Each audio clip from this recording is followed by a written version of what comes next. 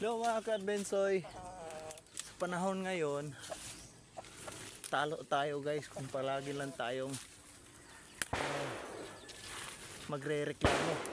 Kung di tayo gagawa ng paraan para makamura sa pagkain ng ating mga alagang hayop, wala talaga.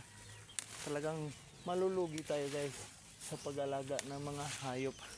Kasi nga, yung mga feeds na binibili natin guys ay hindi bumababa yung presyo sapagkat ito'y lalong tumataas habang tumatagal, lalong pamahal yung mga feeds natin guys. So bilang isang farmer kung nag-alaga ng mga hayop, nasa atin na guys kung paano tayo dumiskarte para mabawas-bawasan yung ating mga gastos, tulad ng pagpapakain ng mga forage guys, katulad ng maridi agua, o kaya dahon ng saging, o kaya dahon ng mulberry, kangkong, yung talbos ng kamote.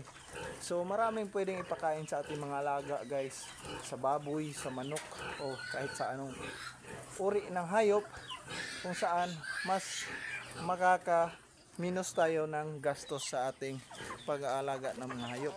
Kasi kung reklamo tayo ng reklamo, kesyo ganyan, kesyo ganon, binibili na mura yung hayop natin, wala rin tayo magagawa doon. Tayo din yung talo sa bandang huli. Kasi darating ang time na kailangan talaga nating i-dispose yung mga alaga natin.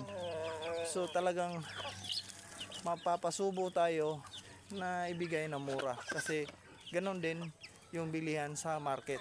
So wala rin tayong pwedeng sisihin yung mga middleman or kung sino man dyan yung mga namimili, kasi sila din mismo ay namumuhunan at saka naghahanap buhay din. So gusto din nilang kumita kahit papano. So ganoon na lang guys, konting diskarte lang, mag-isip lang tayo ng mga paraan kung paano natin maliles yung gastos natin sa pagkain sa ating mga hayop, at saka enjoy lang natin yung ating pag-aalaga. Kasi pag ang focus natin ay yung pera, talagang hindi tayo aasenso niyan guys. Kasi hindi na natin na-enjoy yung ginagawa natin.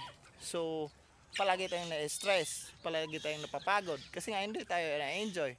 So ganun lang, para lang din yung laro, 'di ba? Kahit pagod ka na sa basketball o kahit anong laro, pero masaya ka, so hindi mo napapansin yung pagod sa katawan kasi nga enjoy tayo. So ganun lang mga ka-advensoy, enjoy lang natin yung process, yung pagpa-farming. So hindi pa naman tayo as in na malaking na farmer talaga, yung backyard lang to. So at least kahit papano, habang tumatagal may natutunan tayo sa ating pag hands on sa ating mga hayop. So hanggang dito na lang mga ka-advensoy, share the love, yun, mag doble kayod na lang tayo para lahat tayo umangat. So paalam mga ka-advensoy, bye bye.